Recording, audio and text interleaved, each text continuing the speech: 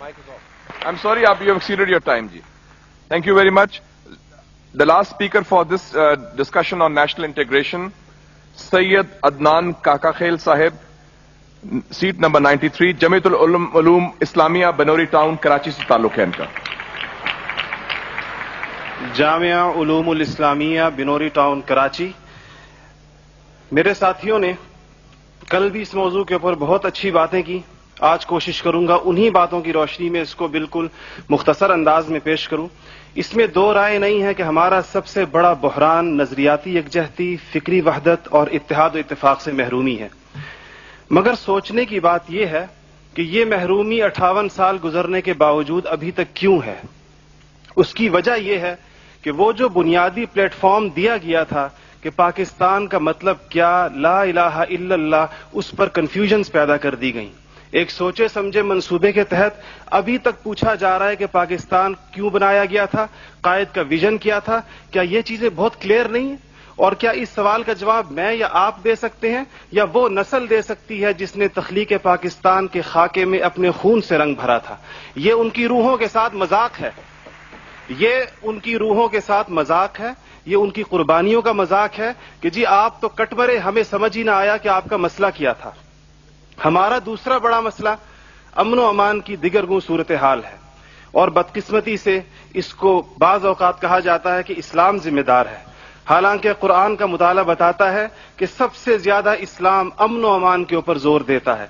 इब्राहीम अलैहिस्सलाम की दुआ तो जरा देखिए.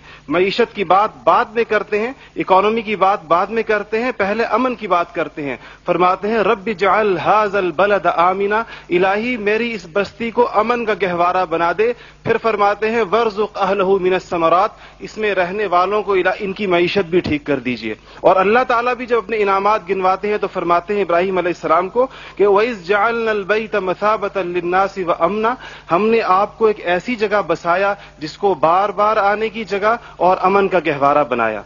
ये तो बात बिल्कुल वाज़ेह है. मसला ये है हमारा अमन व अमान तबाह क्यों हुआ, हमारा नौजवान किस तरह दहशतगर्दों का आला बना, और हम रोज बरोज लाकानूनियत की दलदल में क्यों धंसे जा रहे हैं.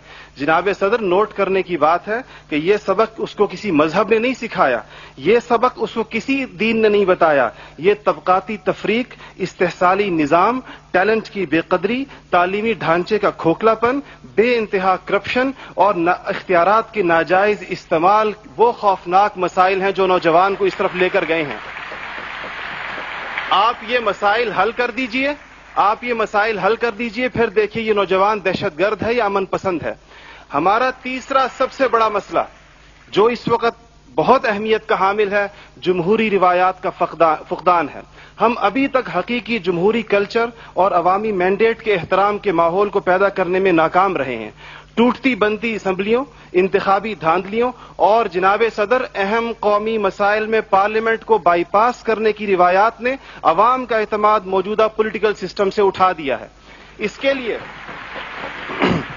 हमें अपने उस पड़ोसी मुल्क से सबक सीखना चाहिए जहां से मुशाहिद साहब तशरीफ लाए हैं और आप अनकरीब जाने वाले हैं. उनकी और हमारी तारीख आजादी एक ही है. उनको और हमको हमें और उनको एक जितना वक्त मिला है, मगर उन्होंने अपने यहां जमहूरी अक़दार को इतना मजबूत कर दिया है कि हुकूमत कितनी नाकाम साबित क्यों ना हो जाए, कोई भी उस्ताद टूट पड़े, यह नहीं हो सकता कि फौज बैरकों से निकले इक़्तिदार में आकर बैठ जाए. इसी तरह जनाब सदर, मैं ये समझता हूं कि आज इस हॉल में लगी हुई कायद की तस्वीर आपसे पूछ रही है, आगे आप खड़े हुए हैं कि जनरल तुम तो सरहदों के रखवाले हो, तुमको ईवान इख्तिदार की राह किसने दिखाई है. और जनाब आला, हमारा तीसरा सबसे बड़ा मसला एलीट क्लास इकोनॉमी है. आपके आदादो शुमार के जादूगर कह रहे हैं कि मईशत तरक्की कर रही है, ज़र मुबादला के ज़खायर बढ़ रहे हैं, कर्जे कम हो गए हैं, कशकोल टूट गई है. आप बार बार कहते हैं पहले हम मांगने जाते थे, अब हम देने जाते हैं. और अवाम हैरान है कि खुदाया क्या माजरा है. मईशत तरक्की कर रही है, गरीब का चूल्हा बुझ रहा है, ज़र मुबादला के ज़खायर बढ़ रहे हैं, पेट्रोल की कीमतें आसमान से बातें कर रही हैं, रुपए की روپے کی قیمت ڈی ویلیو ہوتے ہوتے کہاں آ کھڑی ہوئی ہے. اور اس کے بعد ایک اور بات جناب صدر، آپ نے کہا کہ بسنت منانے سے کچھ نہیں ہوتا. اسلام تفریح سے ہرگز منع نہیں کرتا، بلکہ صحت مند تفریح کی حوصلہ افزائی کرتا ہے. مگر خدارا محروموں لاچاروں کی آرزوؤں کے مزار پر دھما چوکڑی نہ مچائی جائے. دیکھیں اسلام یہ کہتا ہے اگر ایک گھر کے اندر ایک عجیب تاثر ہے، ٹھیک ہے لوگ انفرادی طور پہ پتنگ اڑائیں، کوئی اس کو حرام نہیں کہتا، مگر جب ایک غریب دیکھتا ہے کہ میرے پیٹ میں روٹی نہیں، میرا صدر پتنگ بازی کر رہا ہے، تو وہ یوں سمجھتا ہے کہ ہمارے درمیان کوئی گیپ ہے. آپ بالکل وہ سمجھتا ہے.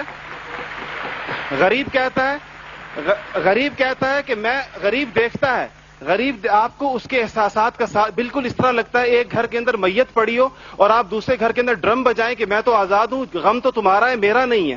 تو اس کو کوئی بھی اس کی اجازت نہیں دے گا، کوئی بھی مذہب کہے گا کہ نہیں، اس کا احساس کیجئے، اس کے اشک شوئی کریں، اس کو سینے سے لگائیے.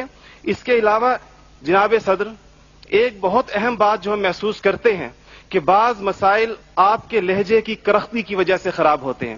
آپ بلوچستان کے عوام سے کہتے ہیں تمہیں ہم وہاں سے ہٹ کریں گے، تمہیں پتہ ہی نہیں چلے گا ہم نے تمہیں کہاں سے ہٹ کیا ہے. یہ چیزیں آپ قوم کے بڑے ہیں، آپ کو بالکل قوم سے اس انداز میں گفتگو کرنی چاہیے جس طرح آپ اپنے بیٹے بلال سے گفتگو کرتے ہیں. آپ کو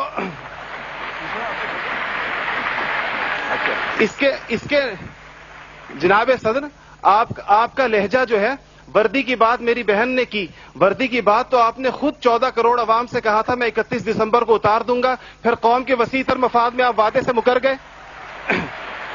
تھینک یو جی، شکریہ، مہربانی، تھینک یو. آپ کا ٹائم ہو گیا ہوگا جی.